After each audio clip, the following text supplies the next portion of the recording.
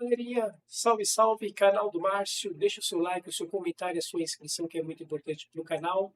A gente agora vai fazer um react aqui do TVPH, que ele vai falar um pouco mais aí sobre a opinião dele sobre o Xbox. Está vindo aí uma publisher, né? Vamos ver o que ele ia falar. E claro, a gente vai estar passando o nosso ponto de vista e dando nossa humilde opinião, belezinha? Bora lá começar o react do TVPH. Que o Xbox está passando por um enorme processo de transformação não é novidade para ninguém.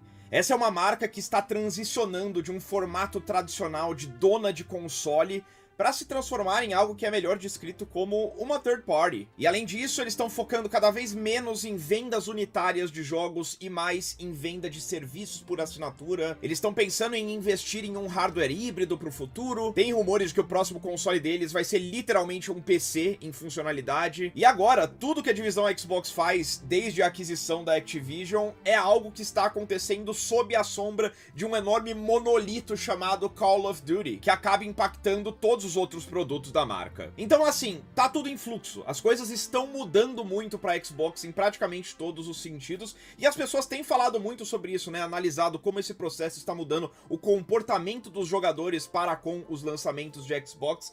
Só que tem uma coisa que eu não reparei muito em ninguém falando sobre ainda na internet, então eu pensei em fazer um vídeo sobre isso, que é uma coisa na qual eu tenho reparado há uns 2 anos já, desde pelo menos o lançamento de Starfield, mas que se firmou na minha cabeça como uma realidade nos últimos meses, depois dos últimos lançamentos de Xbox. A minha tese é a seguinte, cara, os jogos first party de Xbox estão perdendo o seu impacto.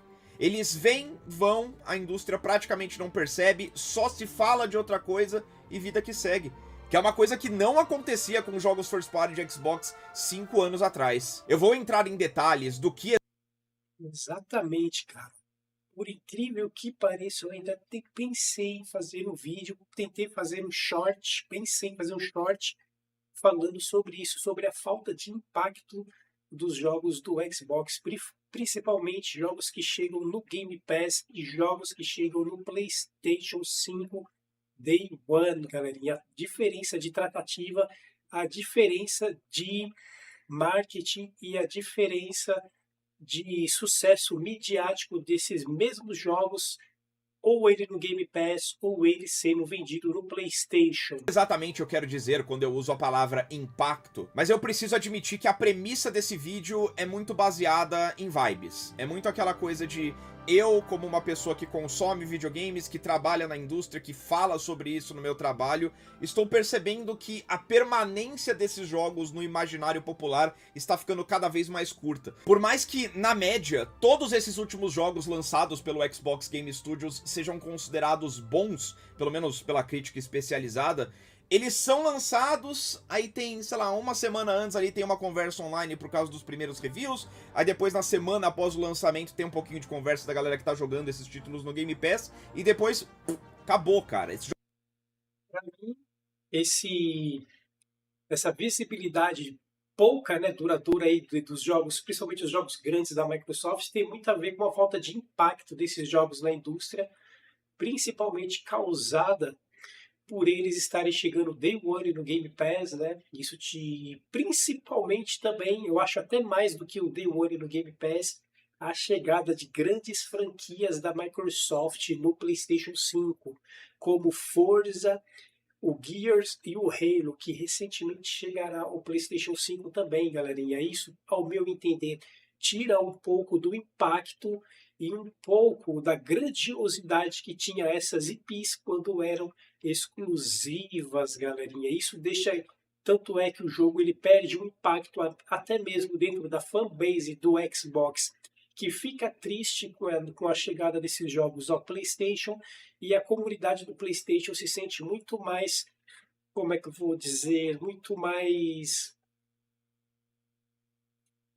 Fugiu uma palavra agora, beneficiado da chegada desses jogos lá, porque a mensagem que passa é: no PlayStation eu vou jogar God of War e vou jogar o Halo, Gears e Forza. No Xbox eu vou ter apenas a opção de jogar o Gears, Halo e Forza no Game Pass, mas eu não vou jogar um God of War ou um The Last of Us, porque eu terei que comprar um PlayStation 5 para jogar esses jogos. Ou seja, a mensagem que passa é que no PlayStation vai ter tudo e no Xbox vai ter somente jogos do Xbox ali e mesmo assim ainda com foco total somente em Game Pass, ou seja, tira um pouco o brilho desses jogos lançados aí quando esses jogos chegam diretamente ao PlayStation também. E aí, sem contar que há uma desvalorização da marca do console, não é mesmo? O Xbox, que perdendo todos os seus exclusivos,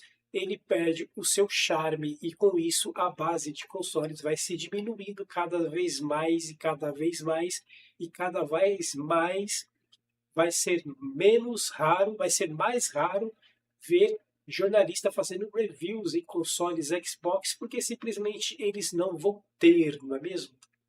Jogos simplesmente desaparecem das conversas online. E, inclusive, fica aqui um teste em tempo real. Eu tô falando de maneira genérica desses jogos. Sabe de quais jogos eu estou falando? Você sabe quais são os últimos 5 títulos first party que o Xbox Game Studios lançou? E só pra deixar claro, eu Confesso que foi Soft Midnight, o Doom, não sei se esse vídeo aqui contra o Doom. Deixa eu ver. Soft Midnight, o Doom. Cara, você me pegou, hein? E olha que eu sou caixista, hein? Mas eu não usufruo do Game Pass. Me pegou. estou perguntando sobre jogos incubados dentro do Xbox Game Studios. Então, não considerando jogos da Activision como Call of Duty ou da Bethesda como Indiana Jones. Não porque eles não contam para a Microsoft, porque obviamente eles contam, o dinheiro entra na conta do Phil Spencer mesmo assim, mas porque eles fazem parte de operações separadas. A Microsoft sempre distingue Xbox Game Studios de Bethesda, Activision e Blizzard em suas comunicações oficiais. Exatamente o que eu acho o erro. A partir do momento que a Microsoft comprou a Activision e a Bethesda, esses estúdios tinham que passar a se chamar Xbox Games Studios. Quando você faz uma associação separada de Xbox Games Studios, que tem lá a Rare, que tem lá a The Coalition, e separa a Activision e a Bethesda dessa associação, aparentemente sempre fica associado que o Xbox, não, que a Microsoft não comprou esses estúdios, né? Mas na verdade ela comprou. E isso é muito emblemático, porque esse problema que a gente vai discutir aqui tem afetado apenas os jogos que o Xbox Game Studios cultiva. É disso que a gente vai falar. Mas enfim, você lembra quais são esses últimos Não 5 lembro, jogos juro do que não Xbox Game lembro. Studios? Dependendo da sua resposta, talvez eu até já tenha te convencido do meu argumento, né? Só que, como eu tava dizendo, é uma premissa que inicialmente era muito baseada em vibes. Era uma sensação que eu tinha, não era baseada em dados.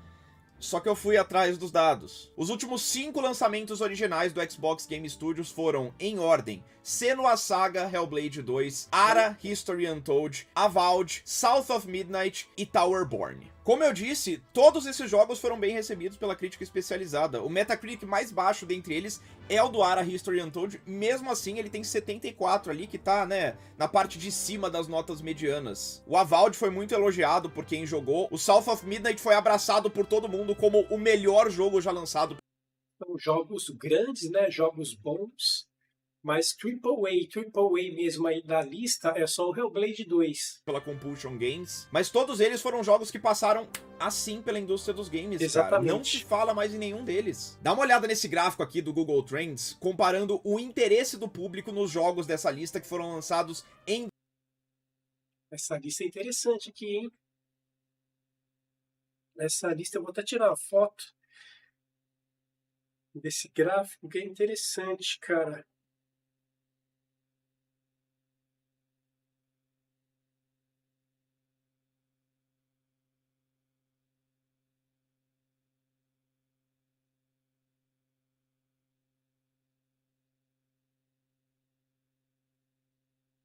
Óbvio, né? Eu tenho que tirar aqui, ó.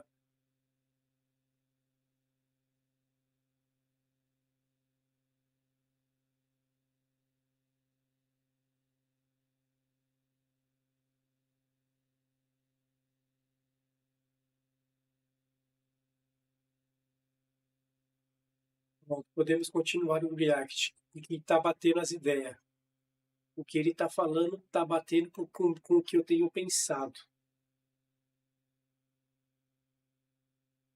2025. Essa linha amarela, toda fofinha aqui, que tá sendo totalmente protegida pela linha vermelha, representa o Avowed, um RPG first party da Microsoft, desenvolvido pela Obsidian Entertainment, um estúdio lendário de RPGs, que faz parte da franquia Pillars of Eternity, mas que teoricamente tem um alcance maior do que os seus predecessores por ser um RPG em primeira pessoa, que ainda captura aquele espírito de Elder Scrolls, que é uma outra franquia da Microsoft, pela qual o público anseia por novas versões. Então é um jogo que teoricamente tinha tudo pra ter bombado. E a tal da linha vermelha representa o interesse do público por Kingdom Come Deliverance 2, um outro RPG em primeira pessoa com uma pegada medieval que foi lançado praticamente junto com o Avowed, mas que não estava disponível no catálogo do Game Pass, não tinha por trás dele toda a dinheirama do marketing da Microsoft, foi lançado por uma produtora menor. Esse jogo é parte de uma franquia que nasceu no Kickstarter, e mesmo assim o Kingdom Come Deliverance 2 almoçou na porrada o Avowed, cara.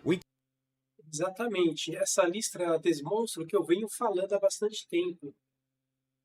Muitos canais de Flame caixistas, né? Muitos canais de Flame caixista tentam induzir e forçar ao seu público a narrativa que o Game Pass é maravilhoso, que o Game Pass é fantástico, que de 10 jogadores utilizam o Game Pass, o que não é verdade, galerinha.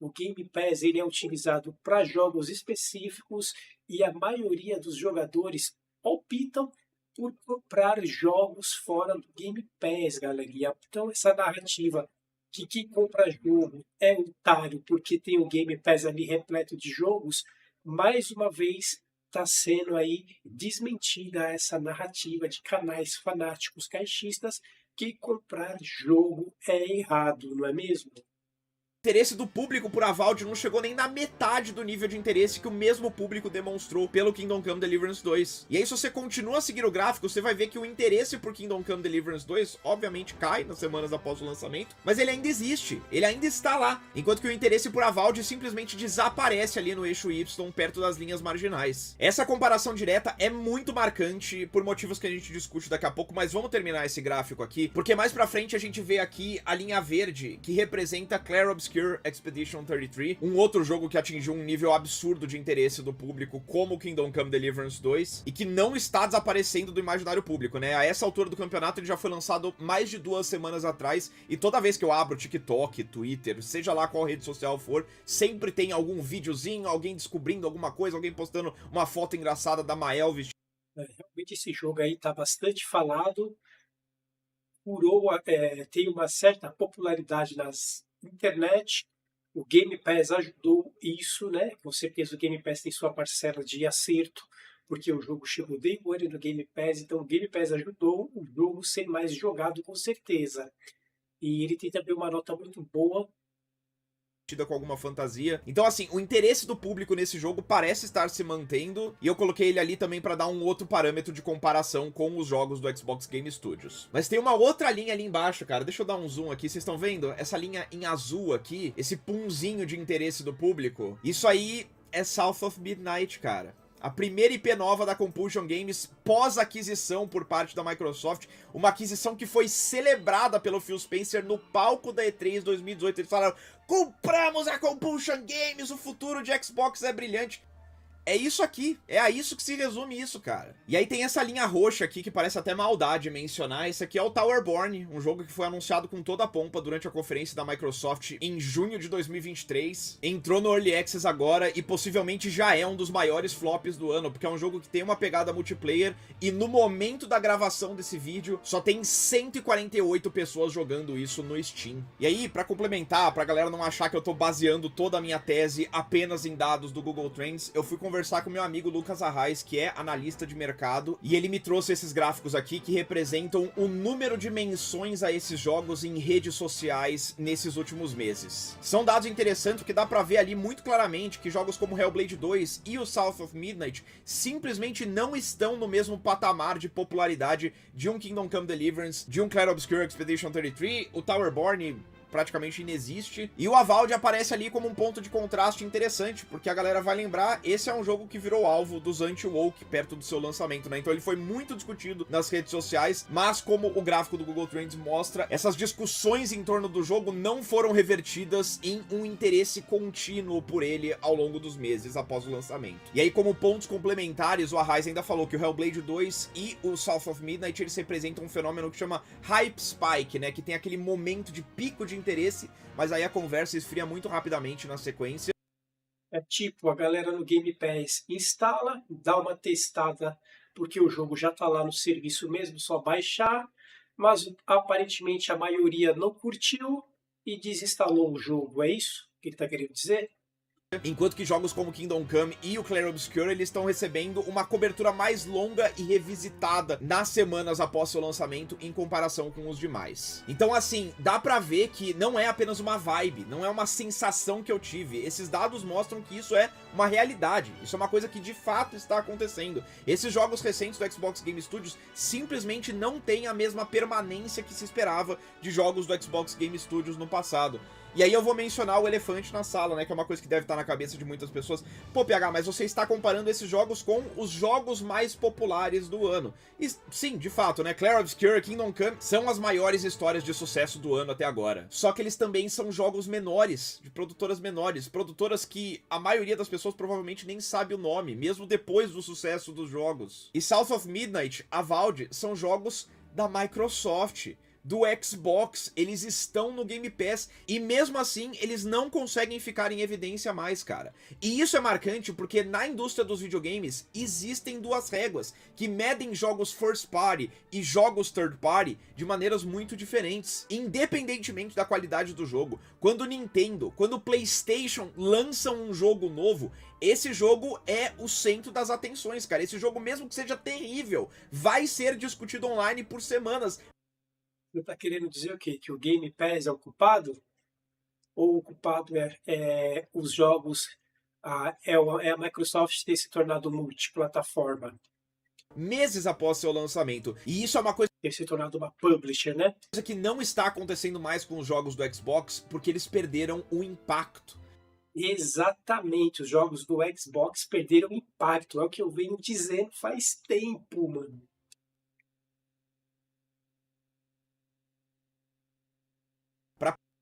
Para pegar emprestado um termo da geopolítica aqui, eu acredito que a marca Xbox, ou pelo menos os jogos first party que fazem parte do ecossistema Xbox, perderam o seu soft power, que é o poder que é exercido através da atração em vez da coerção. Na geopolítica, um exemplo de poder tradicional é a quantidade de arma nuclear que você tem, enquanto que o soft power, por exemplo, é a influência que a Disney tem no imaginário público do mundo em favor dos Estados Unidos. As pessoas acabam enxergando os Estados Unidos por tabela de maneira mais favorável, porque quando elas pensam em Estados Unidos, elas pensam também em Walt Disney World, elas pensam no Mickey Mouse. E o soft power é um fator muito importante na indústria dos videogames. Exatamente. Também. Empresas como PlayStation, como Nintendo, dependem do soft power que elas têm para vender consoles. Por isso que elas deixam seus jogos exclusivos para console. Difícil da Microsoft entender isso, que ela jogou a marca Xbox no lixo quando anunciou seus first party para PlayStation. É por causa disso que existe aquela pessoa que compra um PlayStation 5 em vez de um Xbox Series, porque ela tá pensando no soft power que emana das franquias first party da Sony. Mesmo que nesse momento não tenha nenhum jogo God of War novo no horizonte, a pessoa acaba sendo influenciada pelo soft power dessa franquia a fazer a compra de um PlayStation em vez da plataforma concorrente. É meio que um poder sugestivo que existe por ali. E no caso do Xbox... Exatamente, um God of War, um Uncharted, um The Last of Us, apesar de saírem depois para PC, muito tempo depois, esses jogos já têm o seu nome e a sua marca associada ao PlayStation. Quando você lembra de PlayStation, você lembra de God of War. Quando você lembra de God of War, você automaticamente lembra de PlayStation. E um puxa a venda do outro, um puxa o hype do outro. Difícil a Microsoft entender isso. A gente já falou algumas vezes sobre como o Game Pass reduz o poder de venda dos jogos. O fato de que os jogos first party do Xbox estão no catálogo do Game Exatamente. O Game Pass ele canibaliza não só a venda de jogos, mas também como a de console. Por isso que como a Microsoft tem uma base cada vez menor de consoles, ela está lançando os seus jogos no concorrente direto, que é o PlayStation. Não porque a Microsoft ama jogadores, queremos alcançar mais jogadores. Tudo isso é papo furado de acionista de Phil Spencer mentiroso. O que a Microsoft precisa e quer é fazer dinheiro, porque a base instalada de Xbox não compra jogos e é uma base aparentemente muito pequena para manter toda essa caralhada de estúdios que a Microsoft tem. Ou seja, base menor instalada significa menos jogos, significa menos assinantes Game Pass, significa menos vendas de jogos, né? Menos assinantes Game Pass, porque a base já é pequena e nem todo mundo que tem um Xbox é assinante Game Pass. A Microsoft tem grandes franquias como Forza, como Halo, como Gears, se viu na obrigação de lançar esses jogos no PlayStation, que tem uma base muito maior instalada e é uma base que é acostumada a comprar jogos no lançamento first party ou third party. PES fazem com que as pessoas não tenham tanta pressa pra comprar esses jogos. Eles falam, cara, tá tranquilo, né? Quando eu quiser jogar, ele vai estar lá no Game Pass, tá na paz. Mas eu acho que além disso, o Game Pass como formato de distribuição principal da Microsoft também tá consolidando essa perda de soft power. Como a galera não tem mais essa pressa desesperada pra comprar os jogos de Xbox, porque elas sabem que esse jogo vai estar lá pra elas quando elas precisarem dele, isso acaba diminuindo também as discussões online em torno desse jogo perto do lançamento.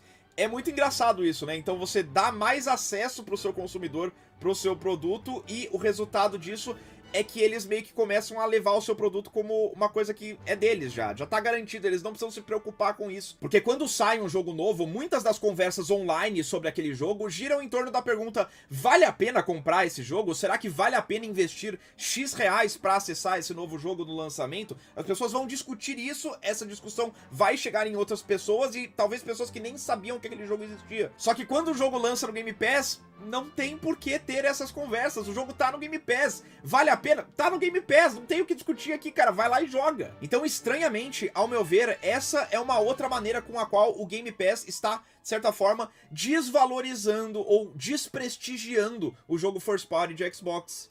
Exatamente. Por mais que o caixista possa ficar puto, reclamar, xingar, tanto eu como o PH, está certíssima a análise dele e é o que eu penso. Os jogos do First Party da Microsoft Day One no Game Pass, eles tiram o hype, galera. São jogos que cada vez mais correm o risco de passarem despercebidos. E isso é muito ruim pra Microsoft, cara. Como seria pra Nintendo, como seria pra Sony? Como eu disse, são empresas que dependem desse furor em torno dos lançamentos dela. A Microsoft precisa que as pessoas estejam empolgadas pelos próximos lançamentos pra se manterem assinando o Game Pass. E se essas conversas não Empolgados com o lançamento dos jogos do Xbox, a gente até fica, porém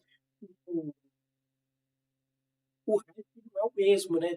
Do que um jogo, por exemplo, que chega no PlayStation 5 e o jogo que chega no Xbox.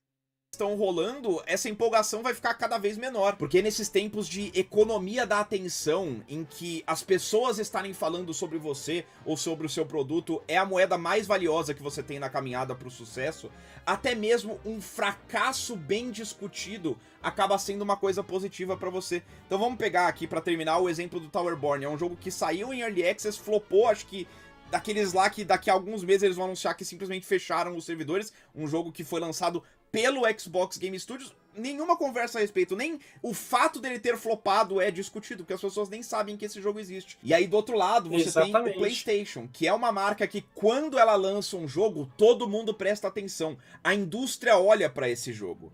E ela lançou ano passado o Concord. Por que isso acontece? Porque a Sony valoriza a sua marca, do seu produto, e não joga ele no serviço